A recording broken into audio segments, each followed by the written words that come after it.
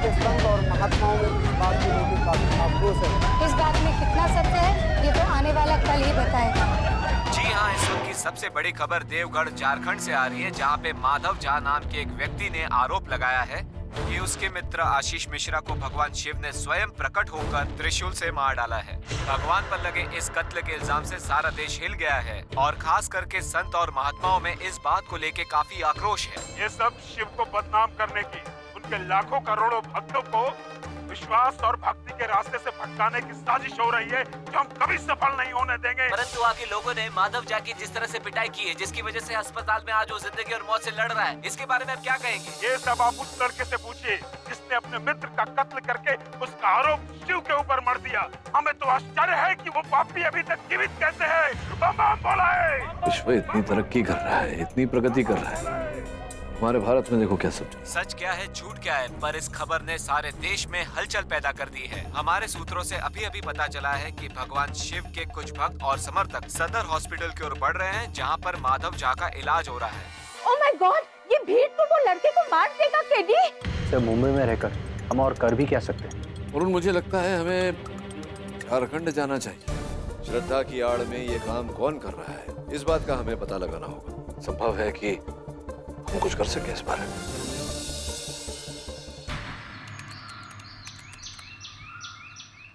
अयाची मिश्रा ने कई सालों तक शिवजी की तपस्या की।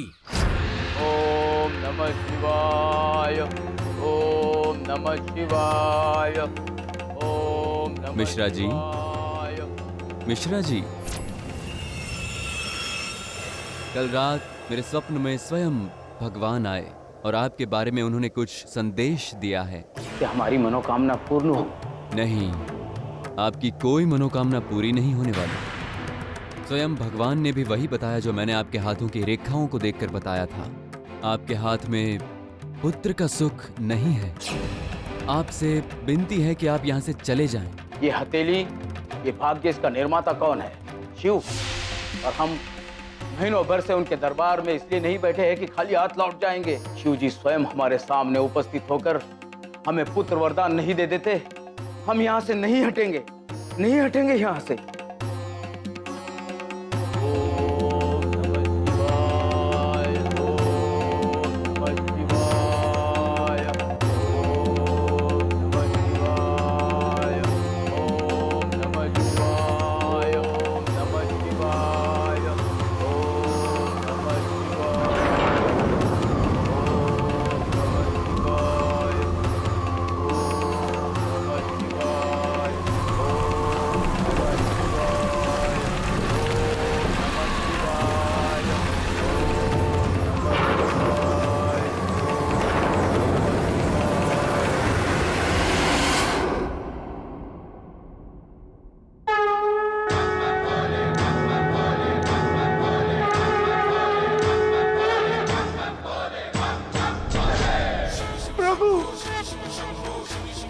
प्रभु, हमारा संदेश मिलने के उपरांत भी तुम अपने जिद पर क्यों अड़े हो अयाची?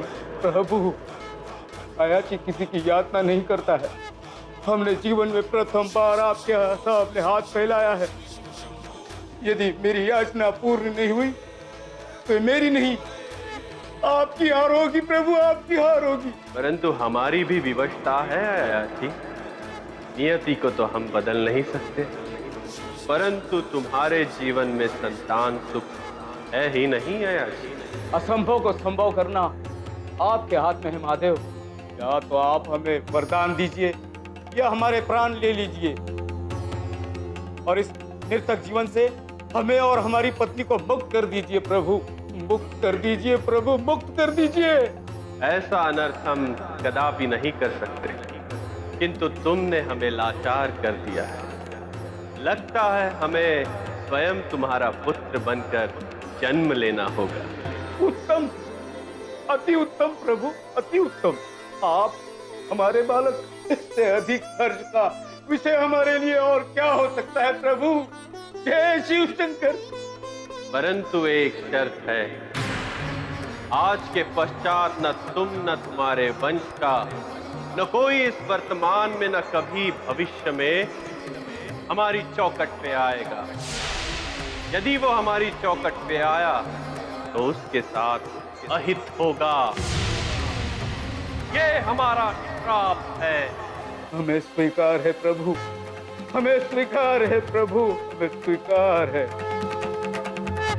और फिर बाबा का वरदान सच निकला।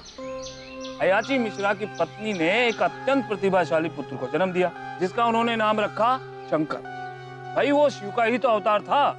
देखिए, हमें इन अवतार वगैरह के बारे में कुछ डिस्कस नहीं करना। 400-500 साल पहले क्या हुआ कौन जानता है। मतलब आशीष, तुम्हारा ये कहना है कि तुम इन सब में नहीं मानते? अरे नहीं कैसे मानेगा? बाबा ने इनके पूर्वज को पुत्र का वरदान दिया और साथ श्राप भी तो दिया, तभी तो इसके खानदान से कोई बाबा धाम नहीं जाता है। ये सब अंधविश्वास है। आशीष, तुम डॉक्टर की परीक्षा पास कर लिए हो, कुछ भी अंडरस्टैंड बोलोगे? सही तो कह रहे काका। भला भगवान किसी को मंदिर आने से क्यों रोकेंगे? तो आज तक तू क्यों नहीं गया? अगर हिम्मत है तो बाबा के मंदिर जाकर दिखा। अगर हम जाना चाहे ना, कोई रोक नहीं सकता हमें। अरे तो चल ना। वैसे भी इस पूर्णिमा की रात को ना मैं, बद्री काका और गांव के कुछ लोग ना कांवर लेकर बैद्यनाथ धाम जा रहे हैं। तू भी चल हमारे साथ। जरूर चलेंगे। हमको क्या डरपोक समझाए? नहीं आशीष, अरे 400 वर्ष पूर्व हमारे खानदान से जो है बाबा का दर्शन करने गया है, जानते हो क्या हुआ है?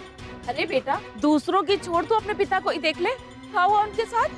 अम्मा आप यहाँ, बाबूजी के साथ जो हुआ वो एक हादसा था। नहीं बेटा, वो महादेव जी का श्राप था, जिसका प्रकोप अभी तक हमारे खानदान के ऊपर खत्म नहीं हुआ है। हमारी कसम अम्मा, हमें जाने दीजिए। अरे तुम कहाँ जाओगे अपनी पढ़ाई लिखाई छोड़ के बैद्यनाथ? चाचा आप क्यों चिंता कर रहे हो? कॉलेज खुलने में भी एक हफ्ता बाकी है। तब तक मैं देवगढ़ से पूजा करके लौट आऊंगा। बोलो बोले शंकर की जय।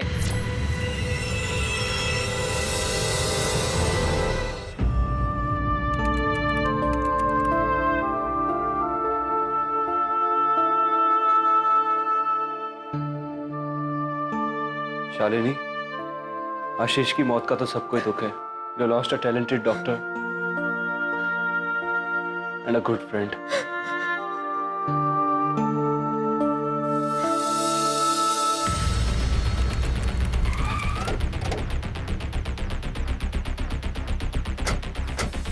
अरे कहाँ धड़धड़ाते हुए चले आ रहे हैं? ओहो, आपका शक्ल तो जो वकील हैं केडी पाठक, उनसे बहुत मैच खा रहा है। कहीं आप? जी मैं वही हूँ, इंस्पेक्टर चौबे। माधव से मिलने आया हूँ। वो खूनी, वो पापी माधव? क्या बात है पाठक जी, आपका कोनो रिश्तेदार है क्या? देखिए इंस्पेक्टर चौबे, आप मेरा और अपना समय नष्ट न कीजिए। मुझे देखिए पाठक जी, वही तो हम समझाने का आपको कोशिश कर रहे हैं। यहाँ क्या है कि धारा 144 लागू है, हैं? कौनों को भी अस्पताल के भीतर जाने का परमिशन नहीं ना है। और ये ऑर्डर जो है ऊपर से आया है। जरा डीजीपी सिन्हा साहब को फोन लगाना। मोबाइल मत टिपिए, रुकिए।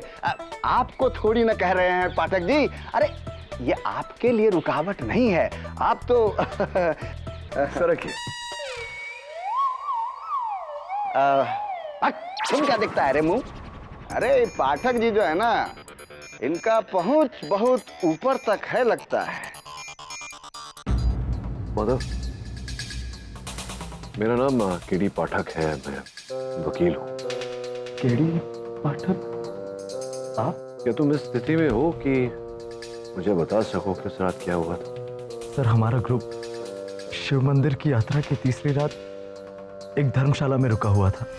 बद्री काका, आप लोग आराम कीजिए। यहाँ मोबाइल का नेटवर्क नहीं आ रहा। अम्मा से बात करके आते हैं और रिचार्ज भी करना है। ठीक है भैया, जल्दी आना। 2 घंटे बाद भी आशीष वापस नहीं आया था सर। उसका फोन भी नहीं लग रहा था।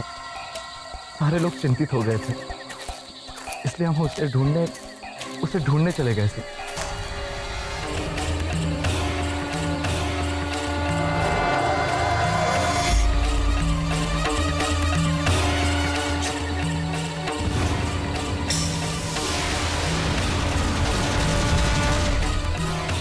आशीष!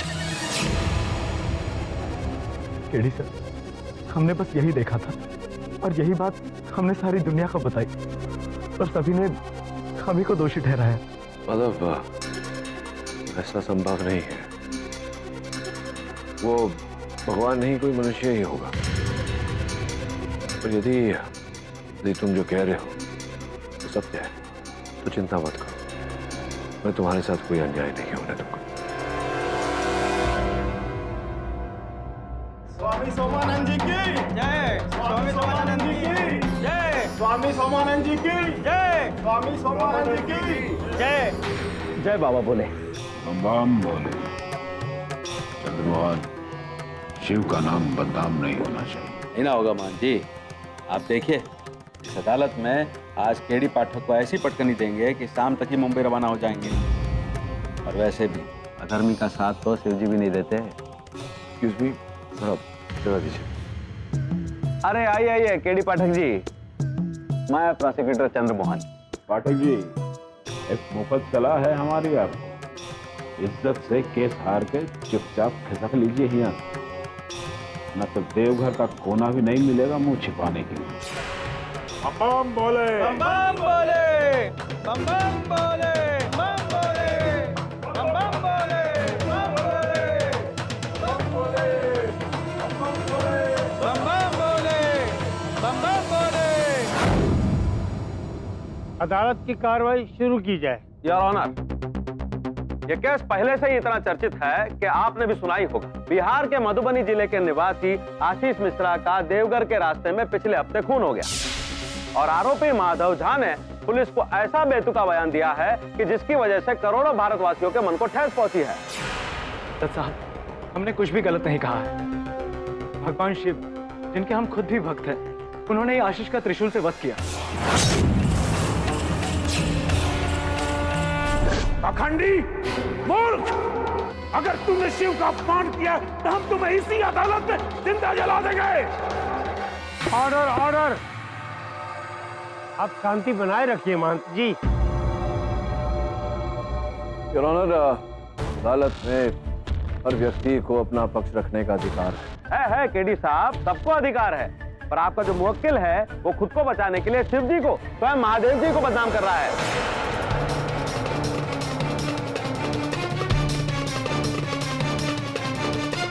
और जिसका सबूत है यह पोस्टमार्टम की रिपोर्ट, जिसमें यह साफ लिखा है कि आशीष का खून एक तेज चाकू से हुआ है और त्रिशूल से नहीं, जैसा कि माधव ने कहा था। इसका झूठ तो यही पकड़ा जाता है। पर जज साहब, हमने तो शिव जी को त्रिशूल से ही वार करते हुए देखा था। खामोश! अपनी गंदी जुबान से शिव का नाम ना ले पापी। महंत जी, आपसे अदालत विनती करती है, कृपया संयम और शांति बरतें। योर ऑनर, यहाँ दो बातें। मेरे मुवक्किल का कहना है कि इन्होंने शिवजी को स्वयं देखा, आशीष की हत्या करते हुए देखा त्रिशूल से। और पोस्टमार्टम रिपोर्ट ये कहती है कि आशीष की हत्या की गई चाकू से, किंतु घटनास्थल से न कोई त्रिशूल प्राप्त हुआ है न कोई चाकू। केडी साहब, आपको जानकारी होनी चाहिए कि पुलिस ने आपके मुवक्किल की कावर से ही इस चाकू को बरामद किया है। वो तो ठीक है, लेकिन इससे ये कहाँ प्रमाणित होता है कि इसी चाकू से आशीष की हत्या की गई? इसमें तो कोई लहू का निशान भी नहीं पाया गया। वो तो माधव ने धो दिया होगा ना जज साहब। वरना सोचने वाली बात यह है कि एक कांवरिया भला चाकू और खंजर जैसी धारदार चीजें लेकर साथ में चलेगा ही क्यों? क्या आप लोग क्या चाकू चाकू कर रहे हैं? हम आपसे कह रहे हैं ना कि भगवान शिव ने त्रिशूल से ही मारा था आशीष को। चाकू तो दूर दूर तक कहीं नहीं था वहां। देखिए देखिए, कितनी निर्भयता से आदमी शिव जी को अपमानित कर रहा है। इसे तो उसी दिन नरक पहुंचा देना चाहिए था, ताकि आज भरी अदालत में शिव का अपमान सुनने को ना मिलता। देखिए महन जी, शिव जी की जितनी इज्जत आप करते होंगे, उससे कई ज्यादा आदर हमारे मन में है उनके लिए। हर सोमवार को व्रत रखते हैं उनका। और इसीलिए अभी बलि का बकरा भी उन्हीं को बना रहे हो। नहीं प्रोसिक्यूटर साहब, हम शिव जी के बाद हमारे सबसे प्रिय अपने माता पिता की कसम खाकर कहते हैं, हमने भगवान को ही देखा था। माधव, तुम्हें कोई झुठला नहीं रहा। मैं केवल ये कह रहा हूँ कि तुम्हें परखने में, पहचानने में भूल हो गई होगी। नहीं सर, हम अपने माँ बाप की कसम खा चुके हैं। आप प्लीज हमारी बात का यकीन कीजिए। केडी साहब, वहाँ आपके मुवक्किल के अलावा और कोई तीसरा था ही नहीं। अगर शिवजी के चोले में कोई था तो ये माधव ही था। नहीं सर, वो शिवजी ही थे। हाँ, और तुमको देखकर शिवजी घबराकर अंतर्ध्यान हो गए। अरे नादान, शिवजी को बदनाम करना छोड़ दे। हम जानते थे ये कलयुग के लोग इस बात को इतनी आसानी से नहीं मानेंगे और शायद भगवान शिव को भी ये बात बता दी। इसीलिए जिस स्थान से वो गायब हुए वहां पर अपनी निशानी छोड़ गए।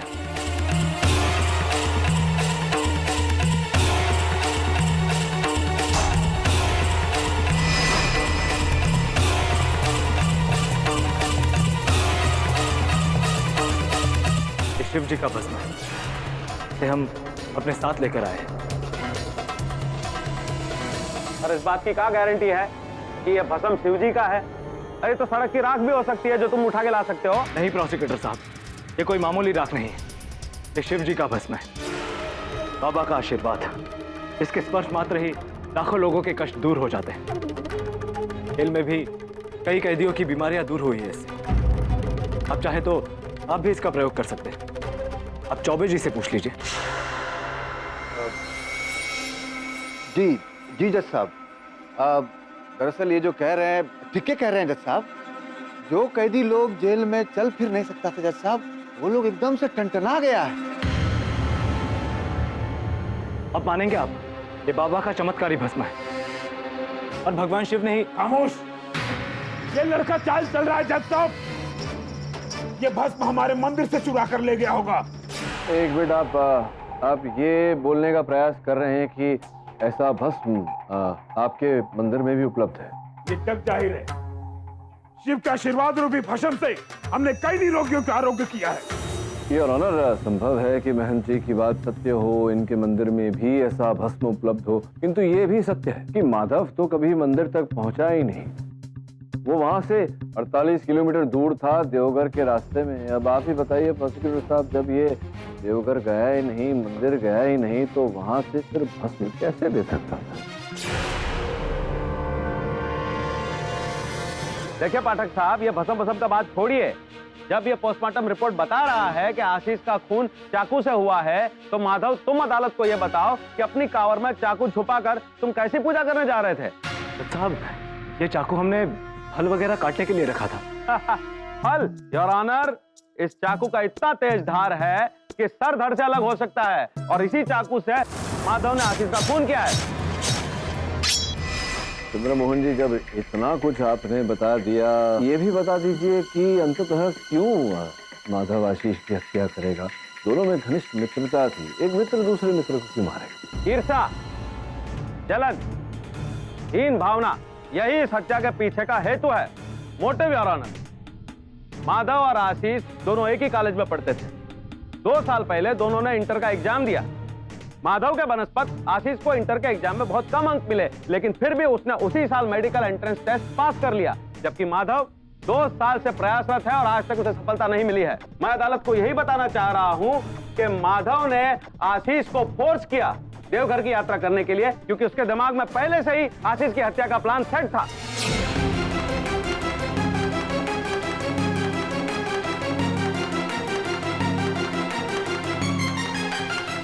ये सब बकवास है जज साहब। अच्छा, बकवास है? जज साहब, मैं इस केस के पहले गवाह बद्री ठाकुर को बुलाने की इजाजत चाहता हूं, जो आशीष और माधव के साथ देवघर की यात्रा पर थे। जज साहब, माधव के मन में क्या था ये तो हम नहीं बता सकते, लेकिन हाँ, उस दिन देवघर जाने के लिए माधव ने ही आशीष को ललकारा। हम सही तो कह रहे काका, भला भगवान किसी को मंदिर आने से क्यों रोकेगा? अरे तो आज तक तू क्यों नहीं गया? अगर हिम्मत है तो बाबा के मंदिर जाकर दिखा। ये कोई बड़ी बात नहीं है माधव, अगर हम जाना चाहे ना तो कोई रोक नहीं सकता हमें। अरे तो चल ना। वैसे भी इस पूर्णिमा की रात को ना हम बद्री काका और गांव के कुछ लोग ना कांवर लेकर बैद्यनाथ धाम जा रहे। तू भी चल हमारे साथ। जरूर चलेंगे, हमको क्या डरपोक समझाए? वो इसलिए जज साहब कि आशीष के खानदान से कोई भी बैद्यनाथ धाम नहीं जाता। बहुत ही पुरानी लंबी कहानी है इसके पीछे। माधव, पूरी कहानी बताओ क्या? अरे कहानी वहानी छोड़िए पाठक साहब। बद्री जी, आप अदालत को यह बताइए कि बैद्यनाथ धाम के रास्ते पर आशीष और माधव के बीच में कोई तनाव, कोई टेंशन हुआ था? वो तो दोनों के बीच में हमेशा रहता था। बात बात पर एक बार तो बम बम भोले, बम बम भोले, बम बम भोले की रेस में चलने की, तुम हमसे कभी आगे निकल नहीं पाओगे। लूजर के लूजर ही रहोगे। अबे बकवास बंद कर। क्या करेगा? मारेगा हमें? मारेगा? छोड़, क्यों मारेगा? क्या कर रहे हो? साले आज काट के रहेंगे। अरे छोड़ेगा क्या कर रहे? पगला गए होगा? है? बाबा के दर्शन करने एक दूसरे को मारने जा रहे हो? चलो चलो, छोड़ेंगे नहीं तुझे। बम बम भोले, बम बम भोले, बम बम भोले। जज साहब, बड़ी मुश्किल से दोनों को दूर किया, और इसलिए यारान माधव के मन से वो घुटन, वो अपमान गया नहीं, और बदला लेने के लिए माधव ने आशीष का काम तमाम कर दिया। हमने ऐसा नहीं किया जज साहब, शिव की कसम खा के कहते हैं। दुष्ट पापी, तुम्हारी हिम्मत कैसे हुई शिव का नाम लेने की? अब एक बार भी और नाम लिया तो तेरी जबान काट देंगे। आप भले ही हमें काट दें, पर सच बात हम बता के ही रहेंगे। किस सच की बात कर रहे हो माधव? क्या तुम ये कहना चाहते हो कि आशीष की हत्या भगवान शिव ने की? कौन मानेगा इस बात को? कम से कम ये अदालत कभी नहीं मानेगी। लगता है आप लोग भगवान शिव ने अयाशी मिश्रा के खानदान को 400 साल पहले जो श्राप दिया था उस बारे में नहीं जानते। अब बर्दाश्त नहीं कर सकते हम। और तुमने आज तक किसी को श्रापित नहीं किया। ये बात आप आशीष के चाचा से पूछिए, वो बताएंगे आपको सारा सच। वन जी आप शांत हो जाइए, मैं पता लगाने का प्रयास। आप विराजिएगा। योर ऑनर, मैं आशीष के चाचा जी गोपाल मिश्रा जी को कटघरे में बुलाने की अनुमति चाह। अरे ये चाचा भतीजे का कोई एंगल ही नहीं है योर ऑनर। बेवजह ये केडी साहब जो ये फैसला आप नहीं करेंगे। अनुमति देना या ना देना अदालत का कार्य है। पाठक जी, आप गोपाल मिश्रा से पूछताछ कर सकते हैं। गोपाल जी, जो माधव जिक्र कर रहा है जिस घटना की, आपके किसी पूर्वज, क्या नाम था उनका? अयाची मिश्रा। अयाची मिश्रा, उनके साथ जो घटना घटी थी, क्या संबंध है उसका इस केस के साथ? कुछ बताएंगे आप, रोशनी डालिए। जज साहब, इस केस से क्या संबंध है वो तो हम नहीं जानते, पर क्या? वकील साहब, हम आपको पूरी बात बताते हैं। लगभग 400 वर्ष पहले हमारे एक पूर्वज थे, अयाची मिश्रा। अयाची यानी जिससे कोई याचना, कोई इच्छा ना हो, लेकिन उनकी इकलौती इच्छा थी पुत्र की प्राप्ति। संतान की लालसा से वो देवघर गए और जिद करके बैठ गए, जब तक शंकर जी संतान प्राप्ति का वरदान नहीं देंगे वो वापस नहीं आएंगे। उत्तम, अति उत्तम प्रभु, अति उत्तम। जय शिव शंकर। परंतु एक शर्त है, आज के पश्चात न तुम न तुम्हारे वंश का, न कोई इस वर्तमान में न कभी भविष्य में हमारी चौखट पे आएगा। यदि वो हमारी चौखट पे आया तो उसके साथ अहित होगा, बहुत बुरा होगा। ये हमारा श्राप है।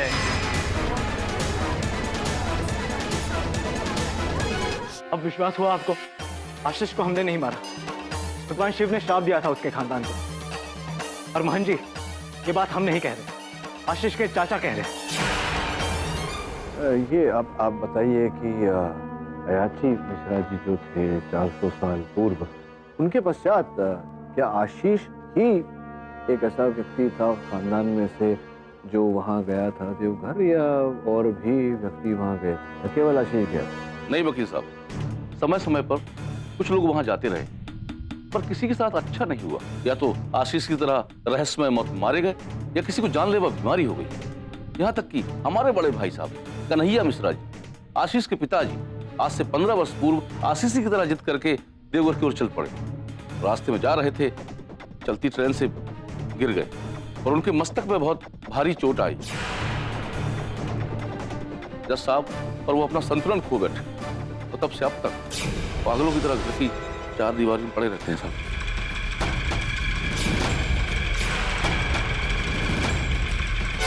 पर क्या आपके पास कोई सबूत है कि शिवजी ने स्वयं प्रकट होकर इन 400 सालों में आपके खानदान की किसी भी व्यक्ति की हत्या की हो? नहीं वकील साहब, हम तो ये पहली बार सुन रहे। That is the point, Your Honor। चलिए हम इस बहस में नहीं जाते हैं कि किसके साथ क्या हुआ है। हो सकता है कोई मामूली दुर्घटना को शिवजी के श्राप के साथ जोड़कर एक अंधश्रद्धा फैलाई गई हो, लेकिन यहाँ पर आरोप सीधे महादेव पर है, जबकि माधव के कांवर से वो चाकू बरामद हुआ है जो पोस्टमार्टम की रिपोर्ट भी कहती है कि आशीष का खून उससे हुआ था। एक्सक्यूज मी योर ऑनर, अगर आपकी इजाजत हो तो मैं केडी से बात करना चाहता हूँ। अनुमति है। Thank you your honour. ये गुरु चेले के बीच में क्या बातचीत हो रही है? अभी बताते हैं आपको। योर ऑनर, बहुत ही महत्वपूर्ण साक्ष्य हाथ में है मेरे। ये कुछ स्थिर चित्र हैं आशीष के मृत शरीर जो पोस्टमार्टम के पूर्व लिए गए थे। मैं चाहता हूं कि इनमें से एक आप देखें।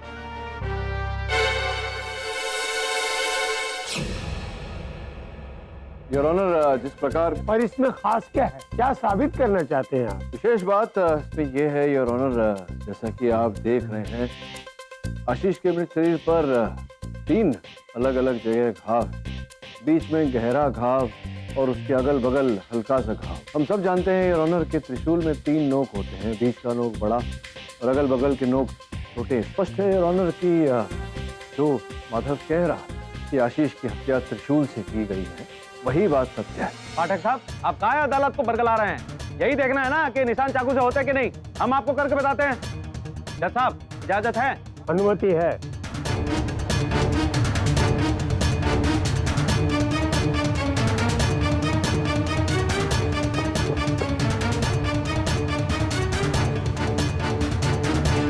देखिए केड़ी बात साहब, यही तो मैं कह रहा हूँ, चंद्रमोहन जी के अंतर है। आपने भी 3 घाव किए, लेकिन ये तीनों अलग अलग स्थान पर है। इस चित्र में देखिए, तीनों घाव एक ही लकीर में, और एक ही लकीर में 3 नोक तो योर ऑनर त्रिशूल के ही होते हैं, जिसका अर्थ ये होता है कि आशीष की हत्या त्रिशूल से ही की गई है।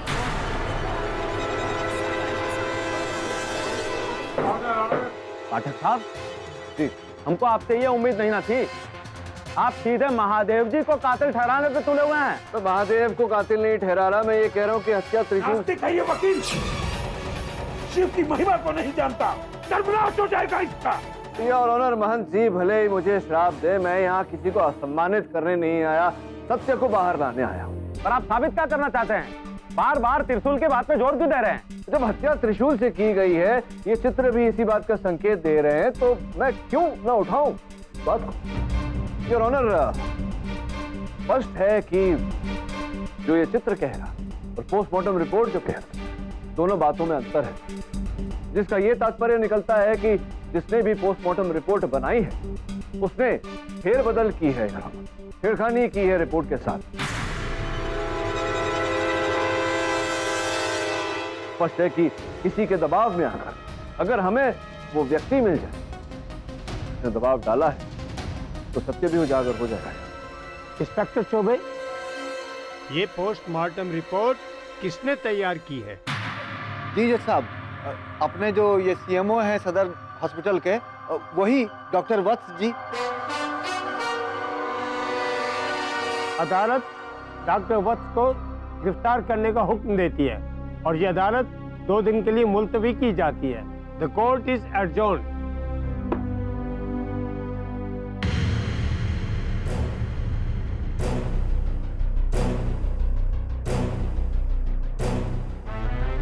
क्या हुआ, कुछ पता चला? नहीं सर, कुछ भी पता नहीं चला सर। बहुत ही ढीले लोग।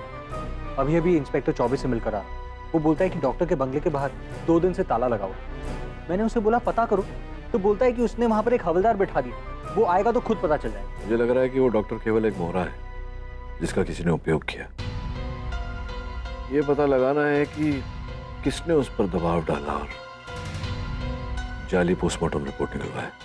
सर एक बात बोलूं, तो गॉड ऐसा काम नहीं कर सकता, और अगर बाई चांस अगर गॉड ने किसी को मार दिया तो उन्हें रिपोर्ट किसी से चेंज करवाने की क्या जरूरत? उन्हें क्या पुलिस का डर है या फिर अदालत गॉड को सजा दे सकती है?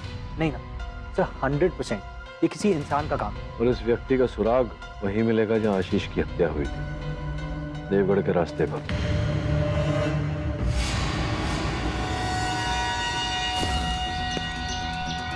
ड्राइवर जी, यही वो छोटी सड़क है जो धर्मशाला जाती है? हाँ सर, यही छोटी सड़क।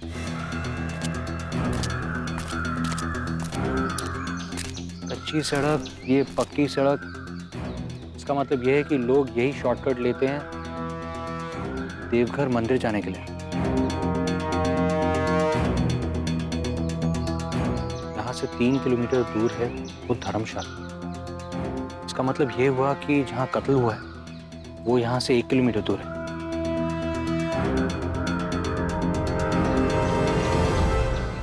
तुमरा तो भाग जाग उठा गोपाल। कौन सा भाग? अरे इतना भोला मत बन। अपने भतीजे की मौत के बाद अपने पागल भाई के सारा जमीन जायदाद का अब तू ही तो मालिक है। चाय पी चाय।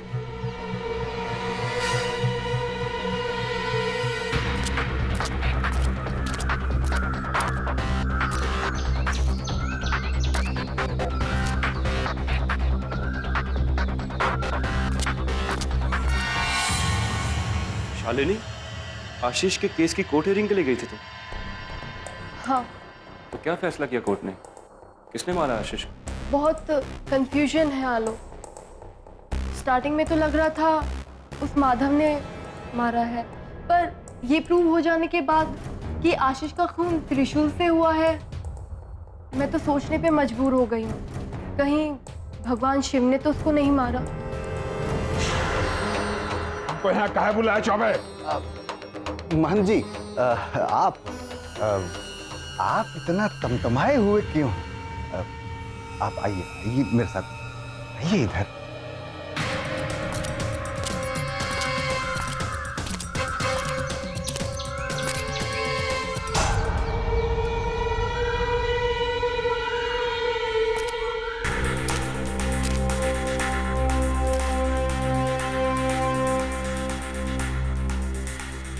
खून?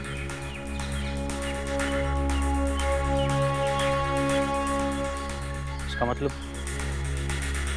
कत्ल यहाँ हुआ था। अब आप ही बताइए कि हम क्या करें। और इराज के बारे में अगर जरा सा भी भनक केडी वकील को लग गया ना, तो आप समझ लीजिए कि उस नास्तिक वकील को इसकी भड़क तक नहीं लगनी चाहिए। देखिए, तो आप तो समझ पे नहीं करते हैं महंत जी, थोड़ा धीरे बोलिए, धीरे। शिव का शत्रु है वो। ये लो। अरे तुम्हारे बाल बच्चे हैं, तुम्हें भी परेशानी होती होगी आम जिंदगी में। रखो। जी, आप धन्य हैं।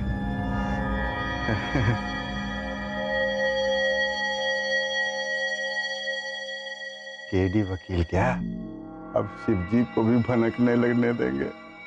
जय बोले।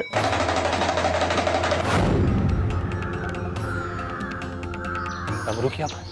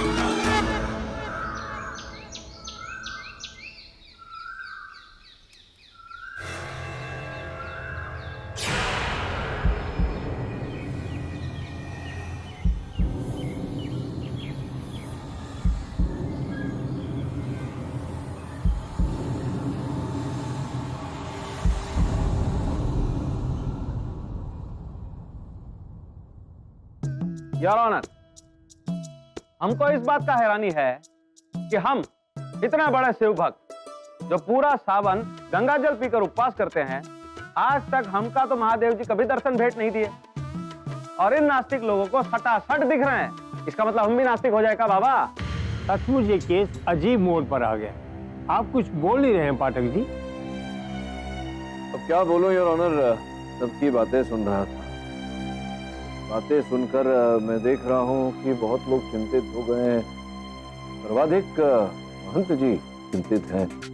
उन्हें कटघरे में बुलाकर पूछना चाहता हूं कि उनकी चिंता का कारण क्या है, अगर आप अनुमति दें। तो कहाँ चला गया वो? प्रथम बार जब आपसे भेंट हुई थी तो आपने गले में एक सोने का आभूषण पहना था, दिख नहीं रहा हो। नास्तिक, मेरे चैन से तुम्हें क्या लेना? नहीं, कुछ जानना नहीं चाहता, कुछ पूछने का प्रयास भी नहीं कर रहा, केवल बताना चाहता। मैं ये बताना चाहता हूँ योर ऑनर की डॉक्टर वत्स जिन्होंने आशीष की पोस्टमार्टम रिपोर्ट बनाई थी वो तो अब तक लापता हैं, उन्हें कोई खोज नहीं पाया, किंतु उनके दूरभाष यंत्र की सूची प्राप्त हुई है हमें योर ऑनर, जिसके अनुसार 8 नवंबर 2014 को शाम 4:43 पर उन्हें महंत जी ने फोन किया था। उसी रात आशीष की पोस्टमार्टम रिपोर्ट बनाई गई थी, तत्पश्चात वो लापता है। यानी तुम ये कहना चाह रहे हो कि डॉक्टर ने हमारे कहने पर रिपोर्ट चेंज किया? तो जाओ डॉक्टर को ढूंढो। अब डॉक्टर साहब को खोजने की क्या आवश्यकता है जब असल हत्यारा मेरे सामने खड़ा है।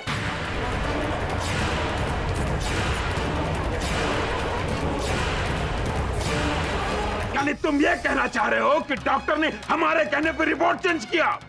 तो जाओ डॉक्टर को ढूंढो। अब डॉक्टर साहब को खोजने की क्या आवश्यकता है जब असल हत्यारा मेरे सामने खड़ा है।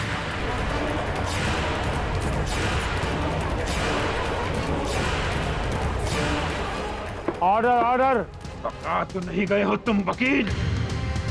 कहाँ पक रहे हो जानते हो? Objection your honour. मान जी स्वयं शिव जी के प्रतिनिधि है इस धरती पर, आप इन पर ऐसा इल्जाम कैसे लगा सकते हैं? मैं इन पर यह आरोप ऐसे लगा सकता हूँ योर ऑनर, ये जो त्रिशूल यहाँ आपके सामने रखी गई है इस पर इनकी उंगलियों के छाप, इसलिए इन पर यह आरोप लगा रहा हूँ।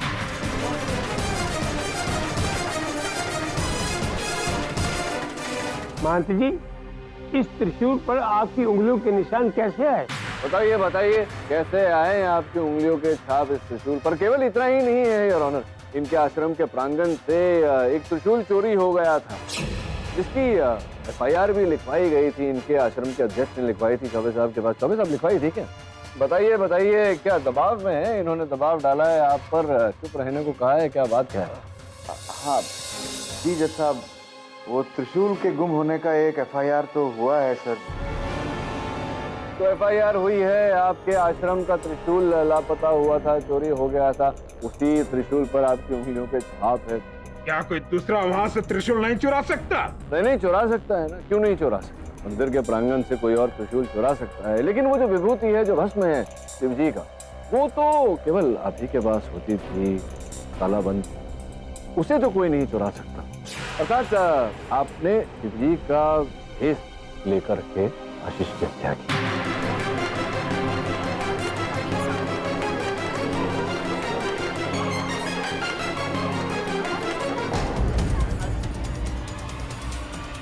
है ना? सब आप ही ने वो रखा है। क्यों? शिव की मान्यता के लिए। जो बात शिव ने 4 सदी पहले अयाची मिश्रा को कही थी, हम उससे अवगत थे।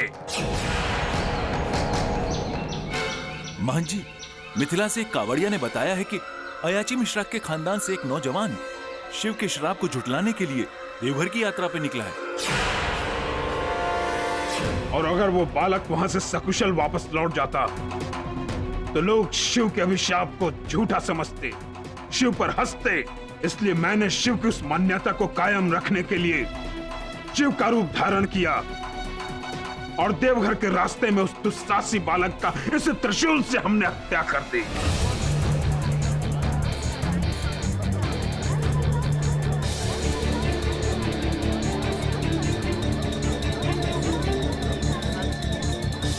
ये सब शिव को बदनाम करने की साजिश हो रही है। ये लड़का चाल चल रहा है जज साहब, ने मित्र का कत्ल करके उसका आरोप शिव के ऊपर मर दिया। अगर तुमने शिव का अपमान किया तो हम तुम्हें इसी अदालत में जिंदा जला देंगे।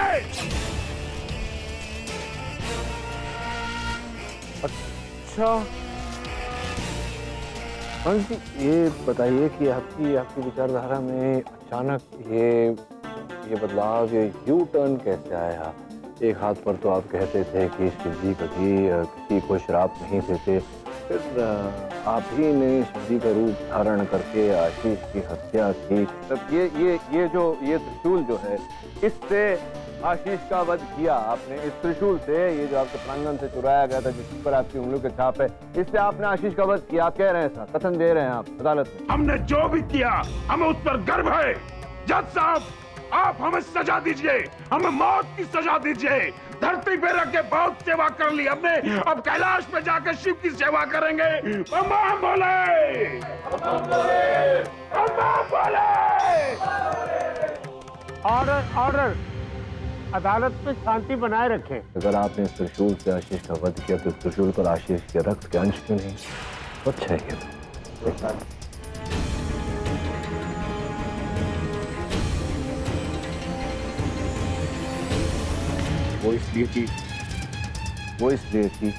वो इसलिए कि आप झूठ बोल रहे हैं। आशीष का वध आपने नहीं किया है। जिसने वध किया है आप उसे बचाने का प्रयास कर रहे हैं। क्यों बचाने का प्रयास कर रहे हैं, इस तक भी हम शीघ्र पहुंचेंगे। योर ऑनर, इस केस का एक नया अध्याय। क्यों?